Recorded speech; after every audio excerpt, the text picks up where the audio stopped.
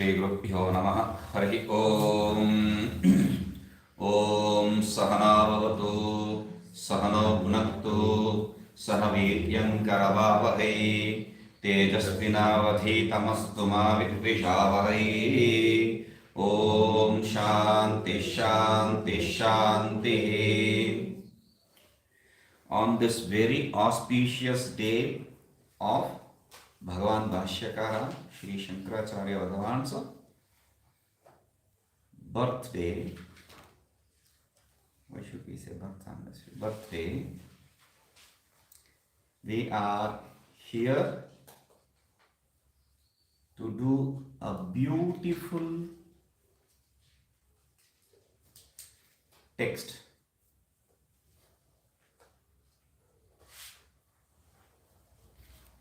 Why is this beautiful text? There are two texts which are taken, or three texts which are taken from Mahabharata, and all of them are commented upon by Bhashyakara. One, we know Bhagavad Gita. Bhagavad Gita has a Bhashya. The second less known text for people, generally it is known there, is a Vishnu Sahasranama. Vishnu Sahasranama. On that, Bhagavan Bhashyakara has written a commentary. And the third one is this beautiful text called01ESanatSujatiya. Sanat-Sujatiya. So since it is commented upon by Bhagavan Bhashyakara, I thought we will have the opportunity to see this text. So today is the beginning class, so I'll give you the outline of why this text started, how this text came into existence.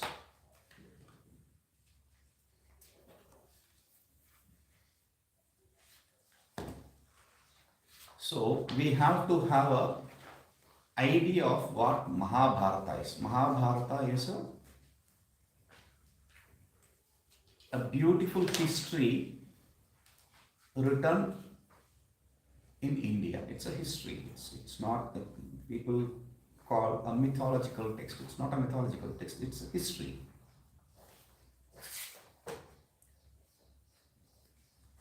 The Bharata family,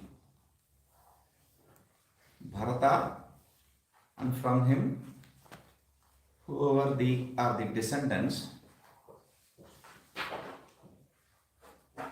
we are all descendants of Bharata. That is why we call the country itself as Bharat. Bharata, from whom it came, therefore it is Bharata. Bharat.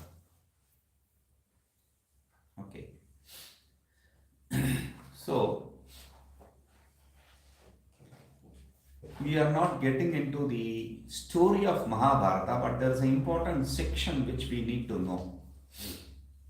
Because the disciple here is Dhritarashtra. Dhritarashtra, the king who did not have eyesight,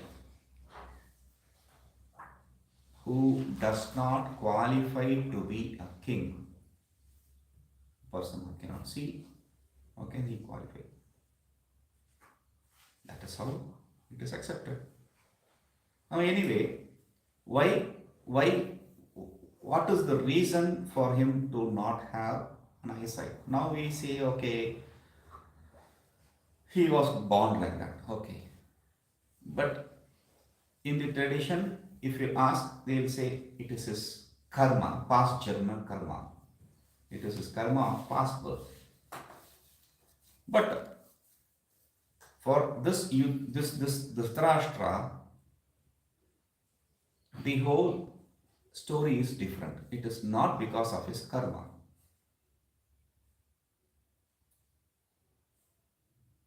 we will see the females in the tradition, in the family. Satyavati is the lady, is the queen, whose daughter-in-laws are Ambika and Ambalika. Whose daughter-in-law are Ambika and Ambalika. Okay. So, if I am going to bring in Satyavati's husband is this and Ambika, but then it will become. I may sometime create confusion in their family by quoting wrong husband's name to wrong wives. I don't want to get into that. Okay. So Satyavati is the mother-in-law. The daughter-in-laws are Ambika and Ambalika. They don't have children. They don't have children. Satyavati is worried about the lineage, the kingdom. So Satyavati invites Vyasa, who is from that lineage, to copulate with Ambika and Ambalika, so that they will have a lineage of the same blood. Vyasa does not accept it. Vyasa says, they are like my daughters. So how can? No. This Satyavati, being a woman, knows how to convince a man. So she convinced somehow Vyasa. So Vyasa goes to the bed chamber and of Ambika. Ambika, on seeing Vyasa, Vyasa is not a good looking fellow.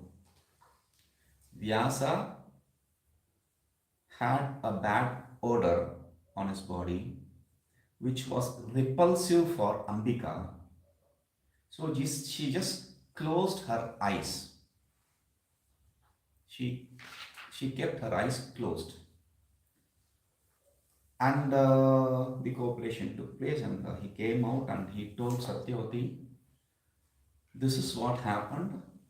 Therefore, the son she is going to have will not have eyes. So then requested the same for Ambalika. When he went into the bedchamber of Ambalika, Ambalika was trembling. She didn't close her eyes. She was trembling with fear and all. So Vyasa came out and said she will have a son too, but he will be pale. She was pale with fear and all that, and therefore the son which she begets will be pale and strengthless, powerless. So one son, no eyesight. The other son will be powerless, strengthless. She wanted a son for the kingdom, and both are not eligible for this now. So she requests Vyasa again to copulate with Ambika. And Ambika was already, what she did. So Ambika, because of the repulsiveness, she said, okay, I am not going to go with this fellow now. So she called her maid servant, who is from a caste of Shudra, and made her act like Ambika herself. The maid servant, she had to listen to the queen, and she listened. She listened to her, and she went inside the chamber. She was not afraid, and she served him right. And the first son, who was born blind, is the hero of the text. This is the person whom you will see in the beginning of the Bhagavad Gita. Dhritarashtra Uvacha. That is how the Bhagavad Gita text begins. Dhritarashtra Uvacha. Now, the second son, because of the pale and helplessness, that son who was born is a Pandu. So this is Dhritarashtra and the other is Pandu. Now, there is a third son who was born of that maid servant. That one was born with great blessings of Vyasa.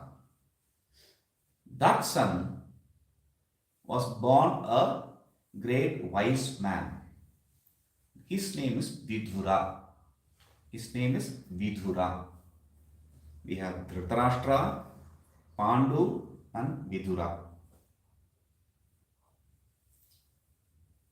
Pandu is not in picture in this text, but we do have Dhritarashtra and Vidura. Vidura for a small period during the introduction and Dhritarashtra in the whole text.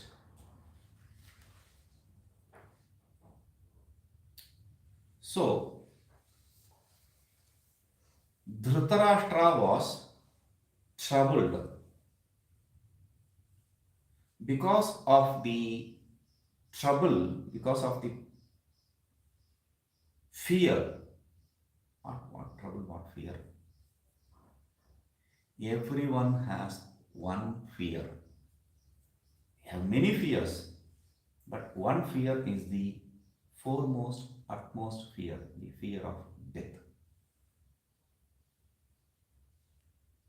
Dhritarashtra had this fear of death. See, he could not solve it. So he thought,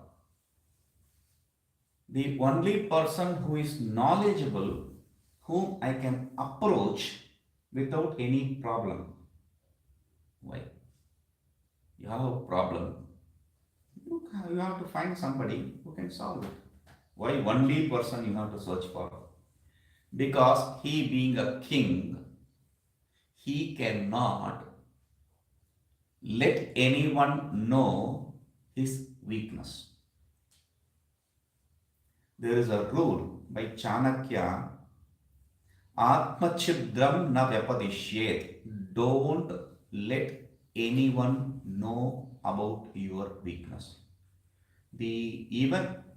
Let the king, even if it is his close friend, even it be your close friend, one should not let your weakness known. This is what Chanakya teaches us in Arthashastra.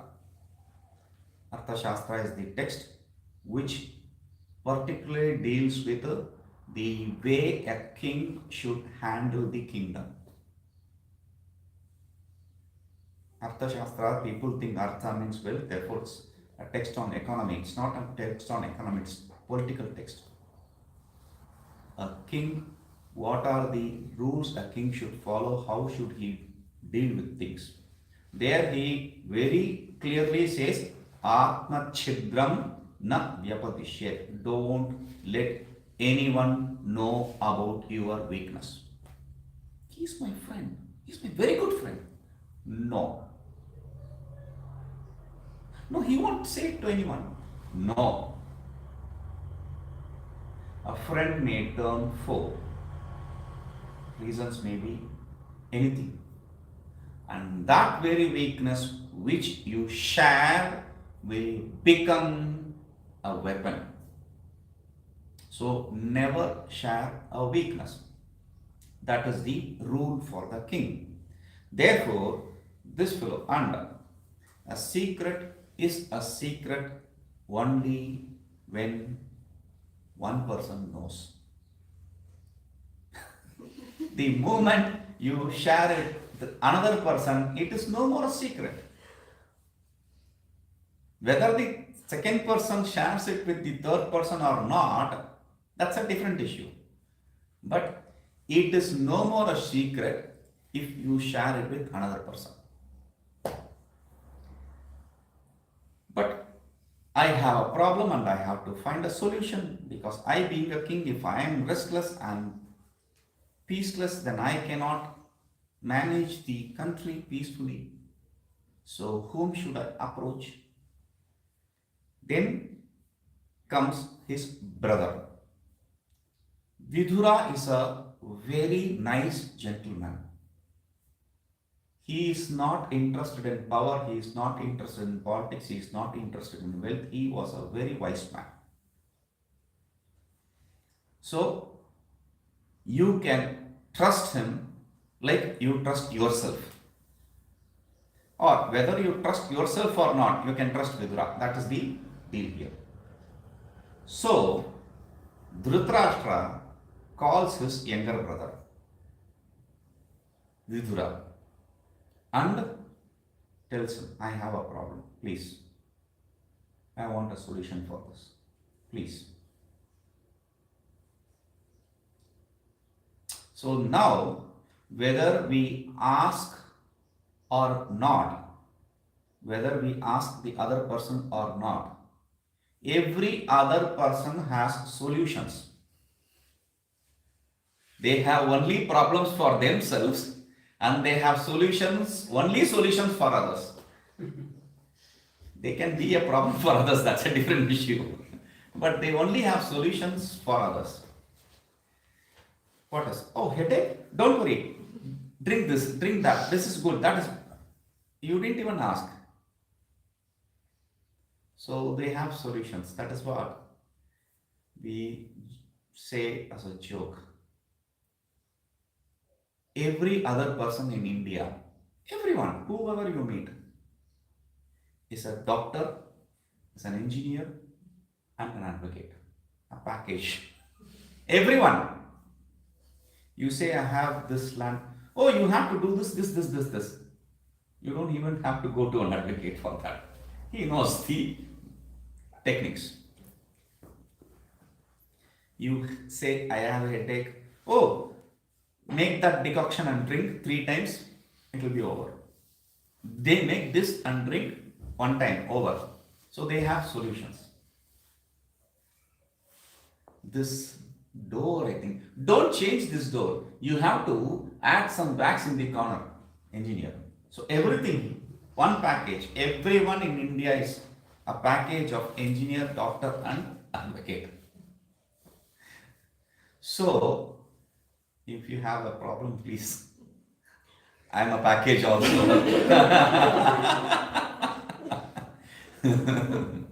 So, this fellow, he calls Vidura. Vidura comes there.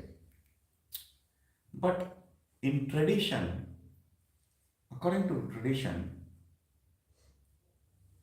Vidura, being a Shudra, being born in a low class, cannot teach the Atmavidya.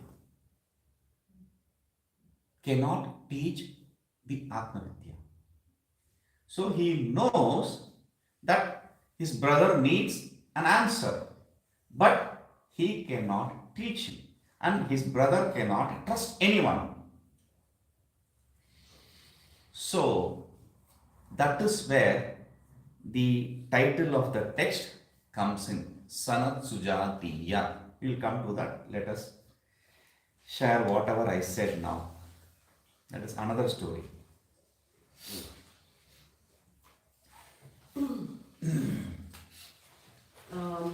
Această conferință din această seară va fi una introductivă, să înțelegem practic contextul și cum a apărut acest text pe care o să studiem în acest retreat. Cu toții ați auzit de Mahabharata, probabil că sunteți tentați să o pronunțați cum se pronunță la noi Mahabharata, dar nu e corect, da? Mahabharata. Este din acest text, care este un text foarte amplu, face parte Bhagavad Gita. Da? Deci pronunția corectă este Bhagavad Gita, nu Gita, cum suntem obișnuiți. Da?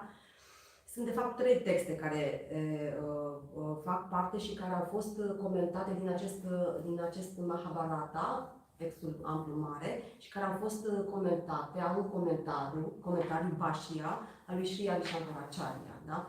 Ați văzut, am făcut o pucea mai devreme pentru Bhagavan Sri Adi Shankaracharya, a cărui zi de naștere este chiar astăzi. Da? Și el a comentat 3 părți sau texte din Mahabharata. Există un comentariu în Bhashya la Bhagavad Gita, un altul la Vishnu Sahasranama, da? Și un altul la SanatSujatiya, care este textul pe care o să-l studiem în acest retreat. Cum a apărut acest text? O să intrăm puțin, o să intrăm puțin în istoria acestui text, cum a apărut el.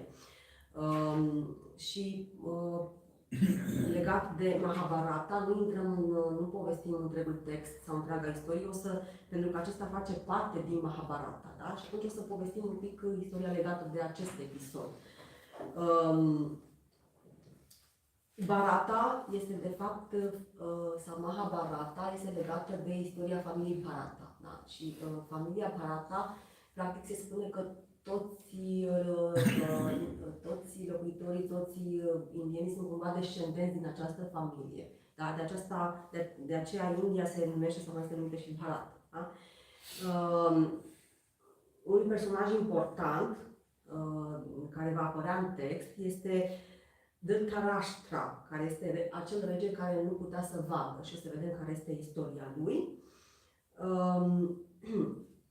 Pentru a vedea istoria acestui rege, o să aducem un pic în discuție lineajul feminin din Mahabharata. Și avem un personaj, Satyavati, da? Care avea 2 nurori, Ambika și Ambalika. Da?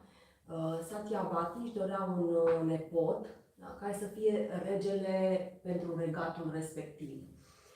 Și pentru aceasta îl roagă pe Vyasa să vină și să se împerecheze cu cele 2 nurori pentru a avea un urmaș la tron. Da? El a refuzat, înțeleptul Vyasa a refuzat, a spus că le percepe și le vede pe cele 2 fete ca pe fiicele lui, dar până la urmă Satyavati l-a convins și astfel că el merge prima dată la Ambika. Însă Ambika, pentru că Vyasa nu avea o înfățișare foarte plăcută, probabil că era și mai în vârstă și nu avea o înfățișare foarte plăcută, Ambika avea o anumită repulsie față de el și din cauza aceasta și-a închis ochii. În momentul în care a fost cu el, a închis ochii și de aceea Vyasa, când a ieșit de la ea din cameră, a spus o să aibă un copil, dar acesta va fi orb. Nu va vedea. Și este vorba despre acest rege care o să apară în textul pe care studiem, Dhritarashtra, da? Apoi, bineînțeles că Satyavati nu a fost mulțumită de această predicție, că acel copil nu va vedea, avea nevoie de un moștenitor, un rege care să vadă, da? Să fie eligibil pentru regat. Și astfel că roagă pe Vyasa să meargă și la Ambalika. Și Ambalika nu și-a închis ochii, dar tremura, da? A tremurat. Și astfel că atunci când Vyasa a ieșit de la ea, a spus și ea va avea un urmaș, un băiat, însă acesta va fi cumva fricos, lipsit de putere. Și așa a fost, da. Și nemulțumită Satyavati, care se pare că i-a controlat toate lucrurile acolo, legat, da. L-a rugat pe Vyasa să meargă din nou la Ambika. Dar Ambika pur și simplu a vrut să se eschiveze de data aceasta datorită repulsiei pe care o avea față de Vyasa și astfel că a chemat o servitoare, Shudra, care o serva pe ea, da, de acolo de la palat și să îi ia locul. Da, să se comporte ca ea și să ia locul. Și așa s-a întâmplat, fiind servitoarea ei, a ascultat-o. Însă aceasta s-a comportat și cumva într-un mod natural, firesc, adică nu a avut nicio repulsie ca Ambika și atunci Vyasa a binecuvântat-o cumva și a binecuvântat și copilul, urmașul, da, copilul ei. să fie un înțelept. Bun. În primul caz, deci primul urmaș celor este vorba despre Dhritarashtra, apare în acest text, SanatSujatiya, da? Al doilea, Pandu, copilul care nu este atât de puternic, este fără forță, fără putere, da? Fricos, nu o să apară în textul pe care îl studiem. Iar al treilea copil, cel care este binecuvântat de Vyasa, Vidura, este un înțelept și el este unul dintre personajele textului pe care îl studiem. Acest rege orb, Dhritarashtra, avea o frică. Da? Frica pe care toți o avem, sau foarte mulți, da? Frica de fiecare persoană mare, frica de moarte. Stăpânul rege nu avea voie să spună această slăbiciune nimănui, nu avea voie să împărtășească această slăbiciune nimănui. Există o regulă în Arta Shastra pe care a formulat-o Chanakya, care spune că un rege nu are voie să-și împărtășească slăbiciunea niciodată nimănui, chiar fie și nici măcar unui prieten. Și atunci el nu era o frică atât de mare, avea nevoie de o soluție ca să scape de acea frică și nu avea încredere în nimeni, decât în fratele lui Vidura, care era și un înțelept. Da? Și astfel că l-a chemat pe Vidura, dar problema era că Vidura făcea parte din casta Shudra, servitorilor, și nu avea voie să împărtășească acea înțelepciune, acea cunoaștere pe care o avea Atmavidhiya. Nu avea voie pentru că era un Shudra, iar fratele celălalt era rege și nu putea să împărtășească această cunoaștere. Și atunci așa apare în discuție și ajungem la titlul textului, SanatSujatiya, și urmează a doua poveste. So, Dhritarashtra is the one who is also referred to in Bhagavad Gita in the beginning itself. Dhritarashtra Vacha. Yes. Yes, I missed this. Yes. Deci, in fact, it's the only thing I missed. Deci, regele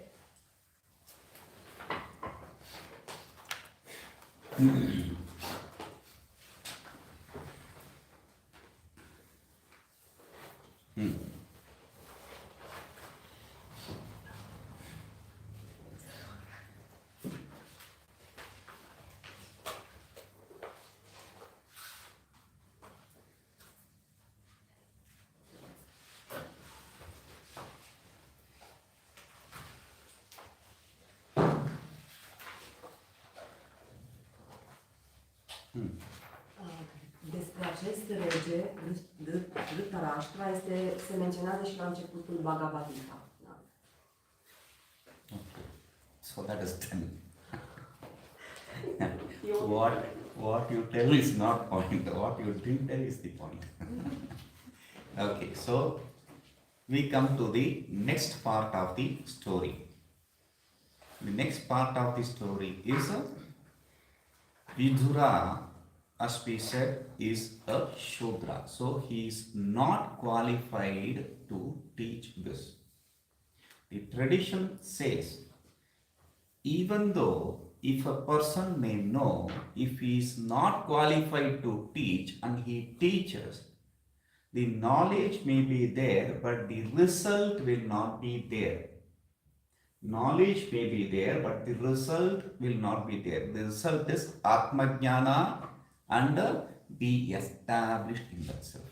That will not be gained. So, Vidura does not want to cross the limits of Shastra. So, and he wants to solve the problem of the disciple here, the brother here.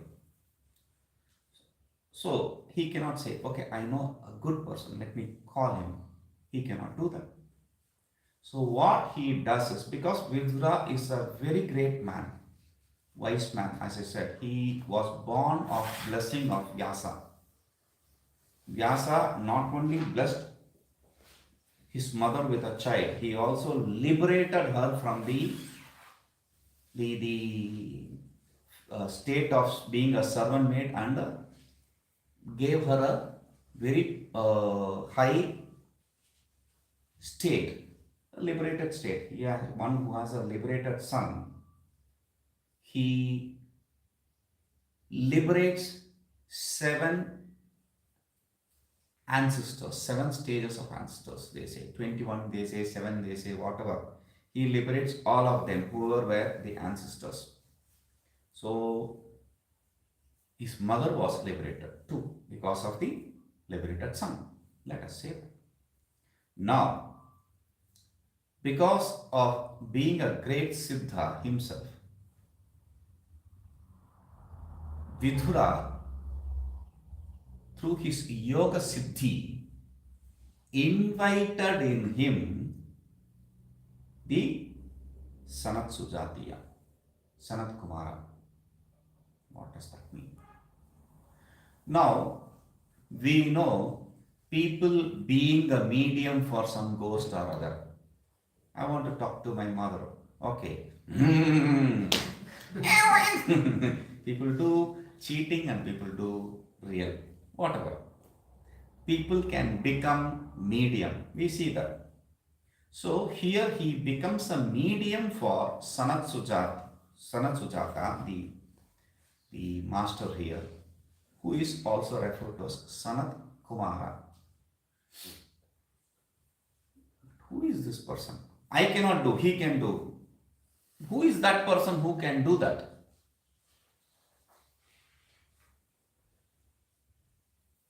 We know Dakshinamurti. We chant Dakshinamurti Stotra.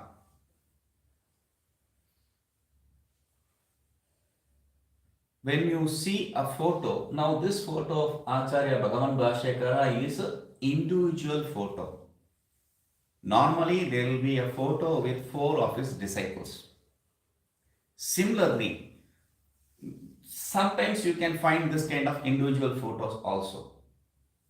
The statues which I won't say statues, since I want to translate it, I use the word statue.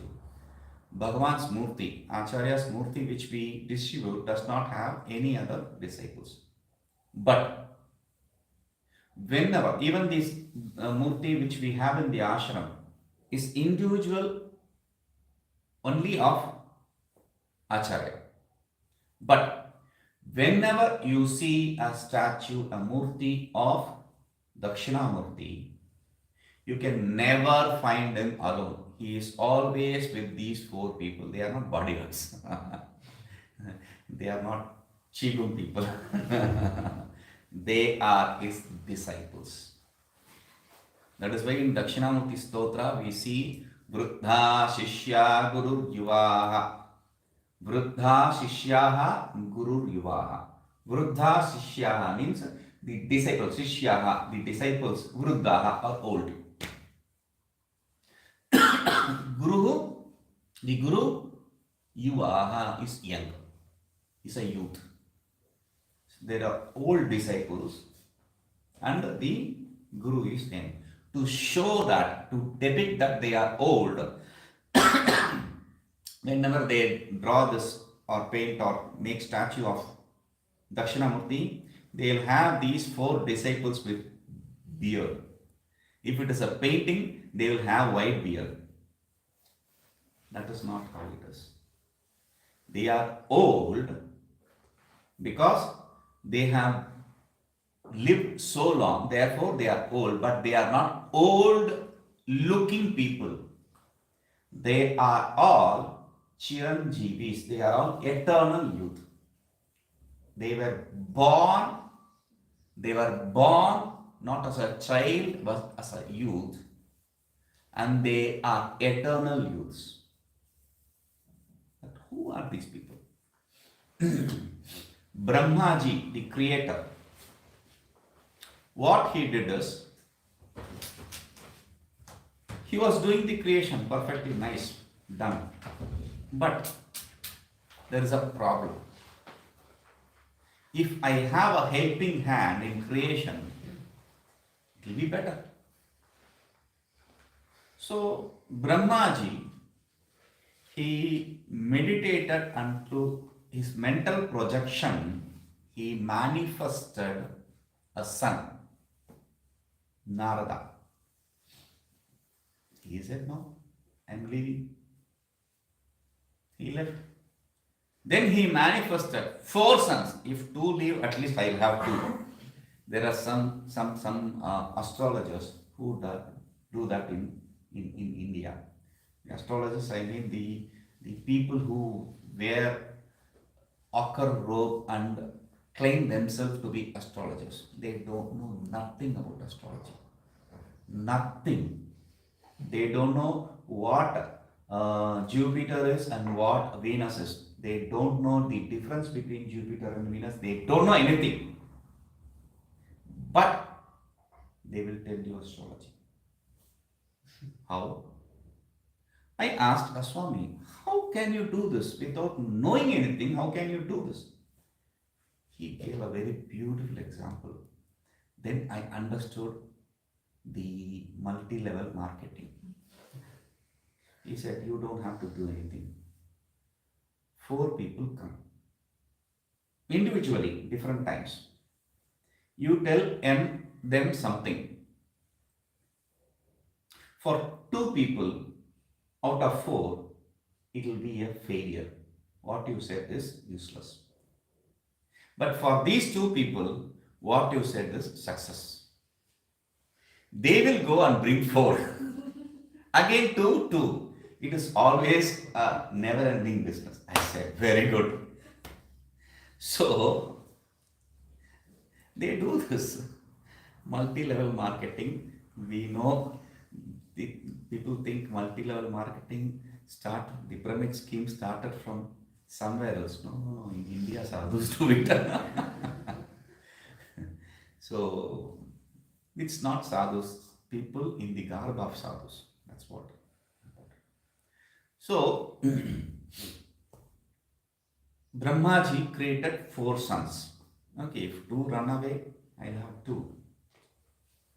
But the 4 of them said, no, we are not interested. Our elder one, he ran away, right? He is a smart guy. He knows something, that is why he ran away. We cannot live with you, we know. So they said, we are also leaving. They all left Brahmaji to do the creation himself and took up renunciation and started searching for the truth.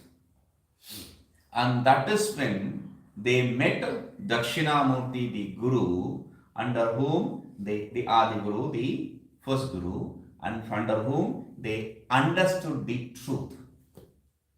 They understood, they learned the truth. They learned the truth means how? Gurostu mauna pyakhyanam shishyastu chinna samshayaha, it says. The Dakshinamurti sloka says. Gurostu maunam vyakhyanam. The Guru, vyakhyanam means explanation. Mauna means silence. Okay, we'll come to that. Shishyastu chinna samshaya. The disciple, chinna means destroyed. Samshaya means doubt. The disciples' doubts got cut, destroyed.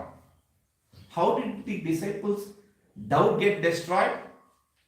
Through the Vyakhyana means commentary. Through the commentary in silence of Bhagavan Dakshinamurti, the Guru. Okay. So, I am going to teach this Sanat Sujatiya.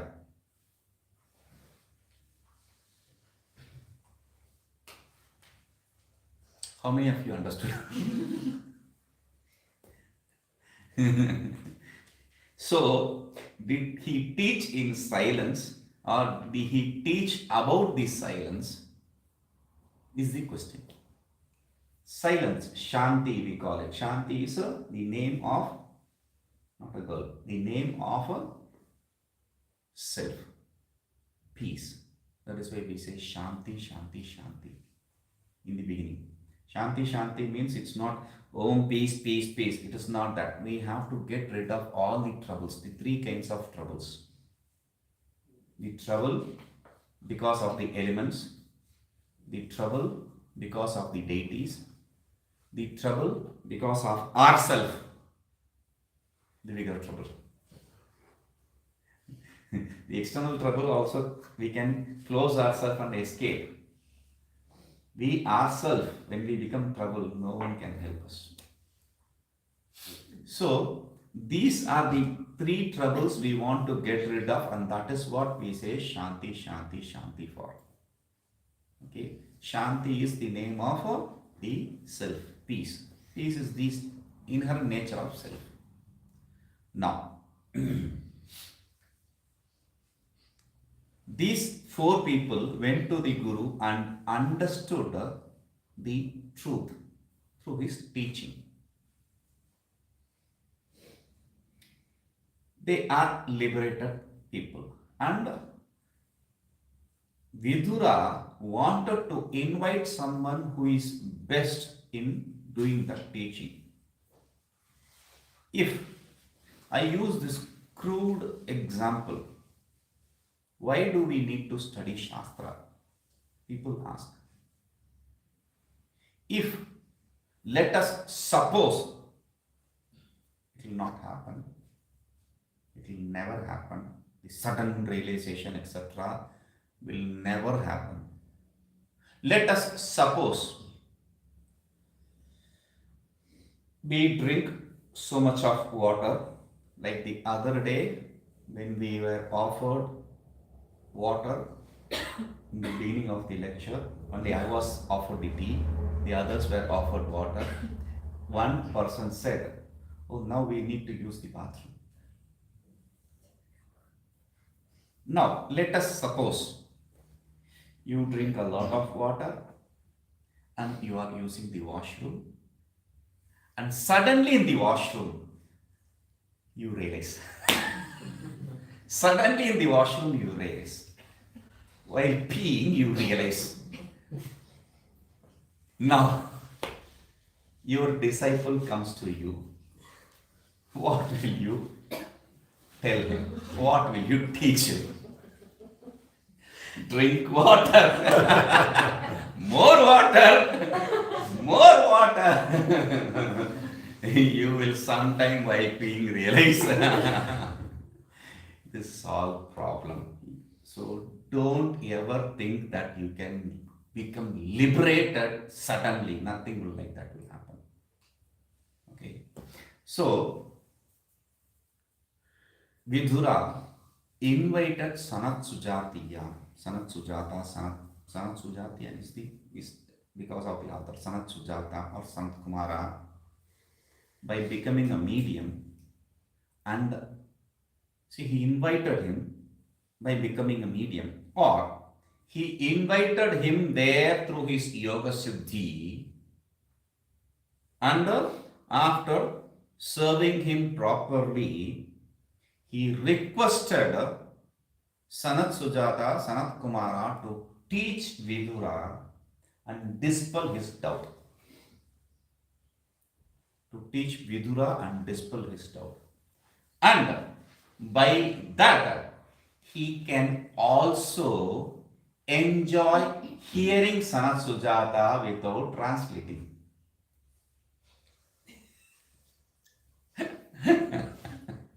So that also is done. So he sits there and Sanat Sujata begins the teaching. That is the story. You can explain.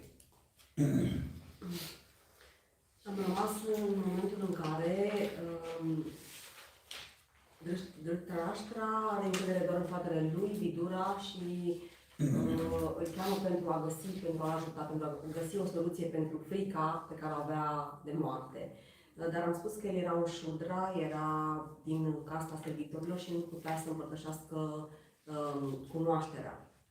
Și atunci, pentru că ce se întâmplă, și chiar dacă cineva, să spunem, are acea cunoaștere atmaniană, da? Cunoașterea simplă, nu o poate împărtăși dacă nu este eligibil, dacă nu este calificat. În exemplu pe care l-am dat în această poveste, dacă făcea parte din casta servitorilor, Shudra.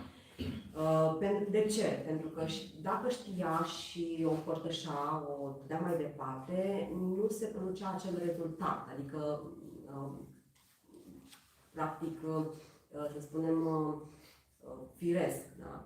Adică persoanele care primeau cunoașterea respectivă nu aveau cum să dobândească rezultatul învățăturii, care ar fi. Sunt două aspecte ale rezultatului învățăturii. Da? Atmaniana, da? Realizarea sinelui, cunoașterea de sine și așezarea în sine, ambele.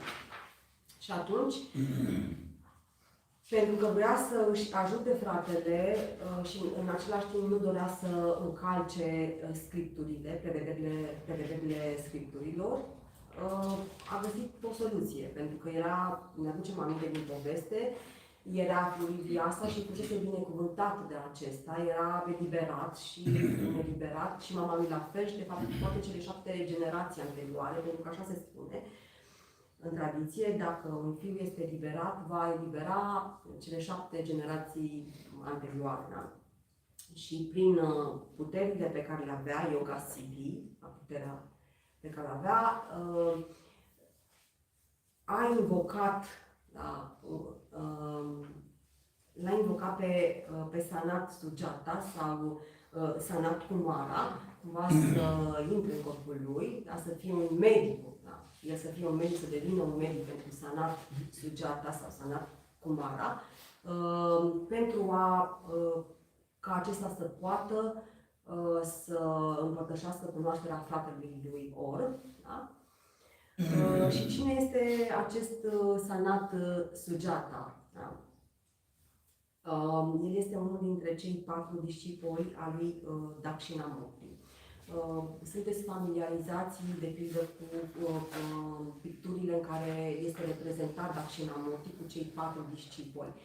Ca și în cazul lui Sri Adi Shankaracharya, pe care îl vedeți în fotografie, aici este singur, dar de obicei apare reprezentat cu 4 discipoli. Dar când îl avem reprezentat, când avem forma sa, statuia sa, murti, spunem la statuie, atunci de obicei apare singur, este reprezentat singur fără discipoli în forma de statuie, dar când avem pictura sunt și 4 discipoli. Da? La fel și în cazul lui Dakshinamurti, el este de obicei reprezentat cu acești 4 discipoli. Și scripturile ne spun că ei erau mai în vârstă și de multe ori reprezentările din cauza aceasta cumva îi redau ca având bărbi albe și așa mai departe, deși ei nu erau bătrâni ca împățișare, erau tineri dintotdeauna. Da? Și Dakshinamurti tânăr. Da? Cine sunt cei 4 discipoli al lui Dakshinamurti? Creatorul, Brahmaji, când a creat lumea, a meditat și pentru că avea nevoie de un ajutor, da? Și din meditația sa, prin meditația sa, a creat această proiecție mentală și a manifestat un fiu. Însă acesta a plecat, a părăsit, nu l-a ajutat în crearea lumii. Apoi el s-a gândit bine, Narada se chema primul fiu, da? O să creez 4. Măcar dacă 2 pleacă, rămân cu 2. Da? Este ca în poveste, ca într-o istorisire reală din India. Sunt acolo, să spunem, astrologi, așa numiți astrologi, că de fapt ei nu știu niciun fel de astrologie, nu știu ce înseamnă Jupiter, nu știu ce semnificație are Venus, însă fac predicții clienților, oamenilor care vin la ei. Da? Și l-am întrebat pe un astfel de satu, da? L-am întrebat pe care pretinde a fi astrolog și știe să facă predicții, dar dacă tu nu știi astrologie, cum funcționează lucrul ăsta? Păi uite cum funcționează. Vin 4 oameni, da? Din acei 4 oameni, tu le spui ceva la fiecare. Nu e 4, 2, nu. La 2 predicțiile nu o să fie valide, nu o să se realizeze, nu o să se împlinească. Însă la 2, cu siguranță, sigur, nimerești. Și din ăia 2 o să-ți mai aducă încă 4, tot așa fiecare și tot așa, da? Și business-ul merge înainte. Astfel că, tot așa, Brahmaji a gândit că creează 4 copii și dacă 2 pleacă, rămân 2. Da? Dar au plecat toți 4. Da? Au renunțat și și-au luat saniasa, au renunțat și căutat adevărul, au vrut să ajungă la cunoașterea adevărului. Și pentru a înțelege adevărul. Și astfel au ajuns la Dakshinamurti. Da? Ei sunt cei 4 care apar în reprezentarea lui Dakshinamurti, în reprezentările lui Dakshinamurti.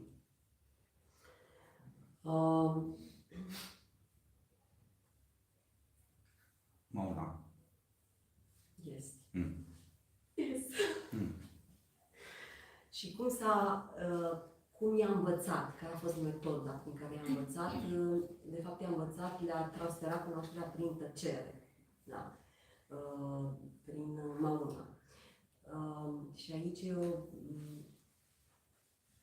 and after that, Guruji, related to Shanti, what was the conversation between, I don't remember that. Mauna, he didn't teach in Mauna, he taught what Mauna is. Mauna is Shanti. Shanti is peace. Peace means?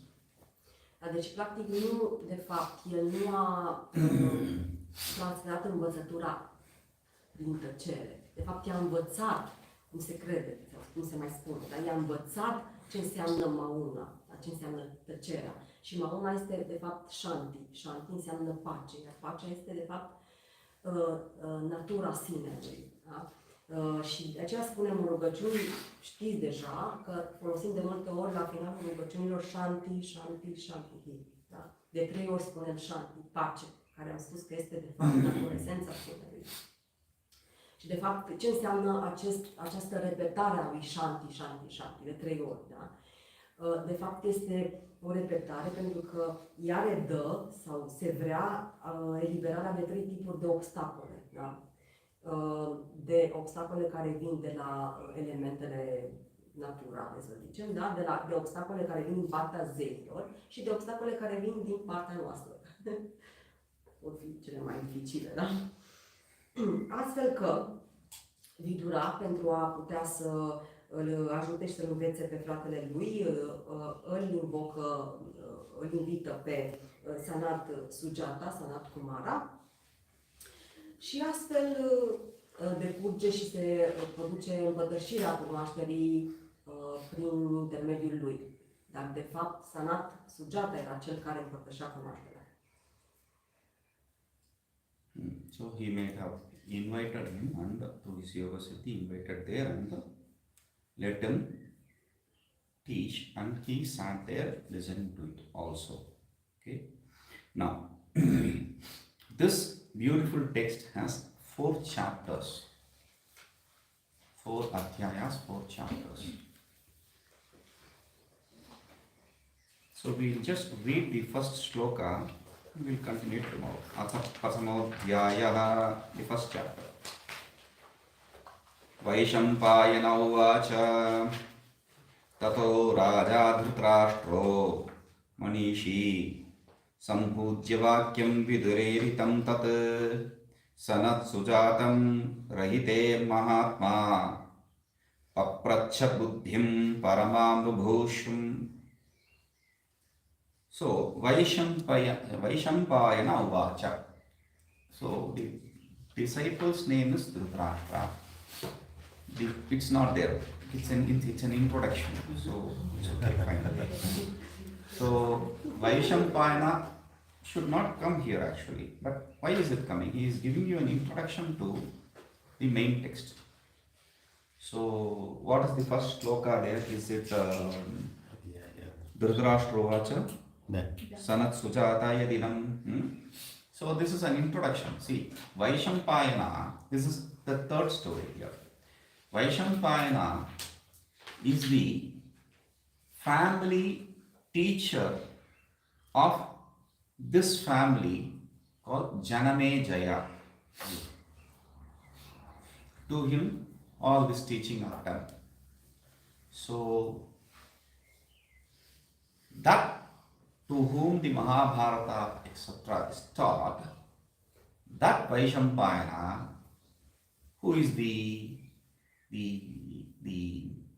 mouthpiece there, who is the anchor there, because we know what Vyasa wrote Mahabharata. So somebody was explaining the story. So this anchor who is Janamejaya, Vaishampayana, he tells to his disciple Janamejaya. Janamejaya, do you know what happened?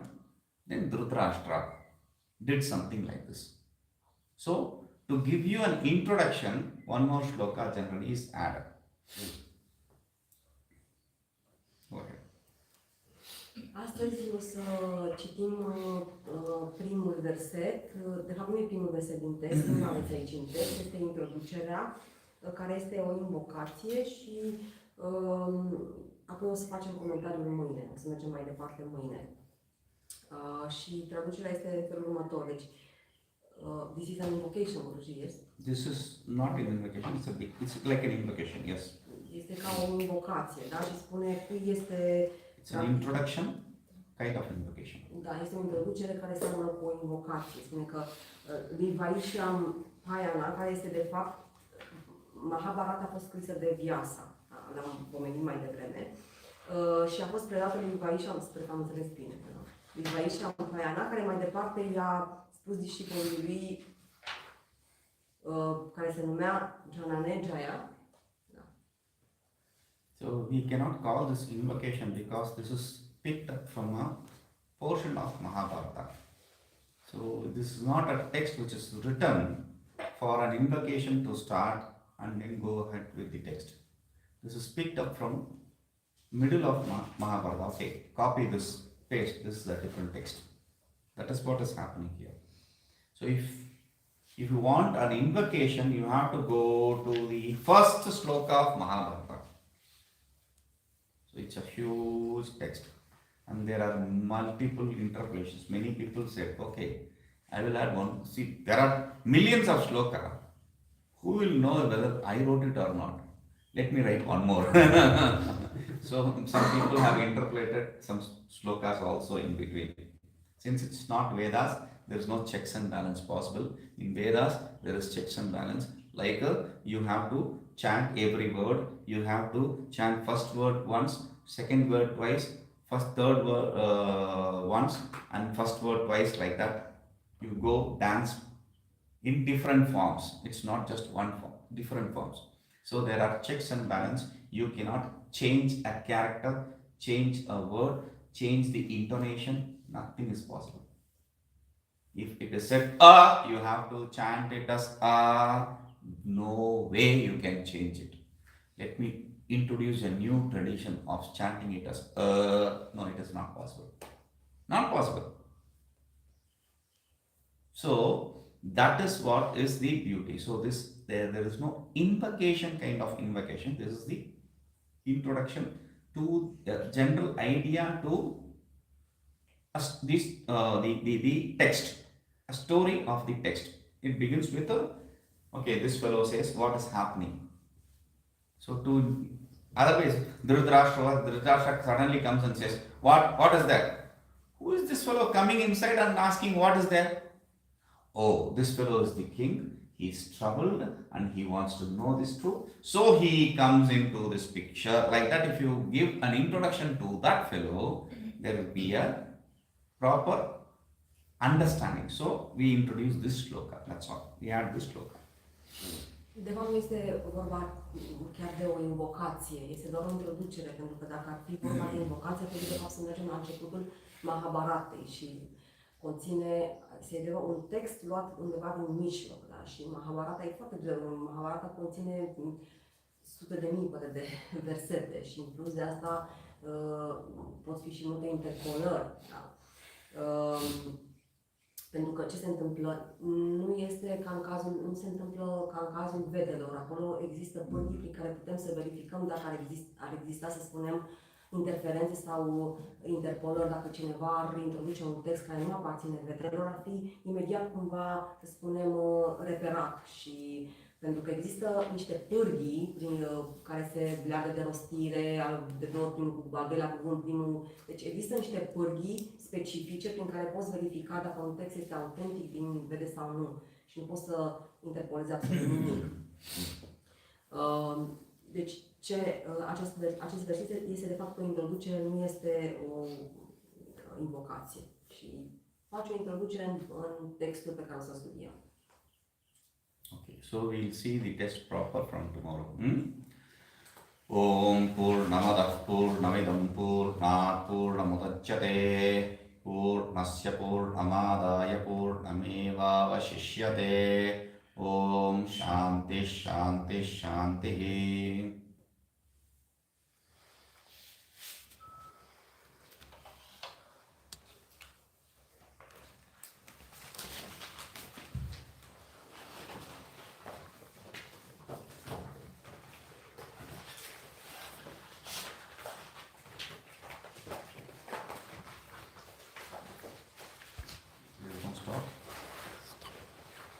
It was just the X in the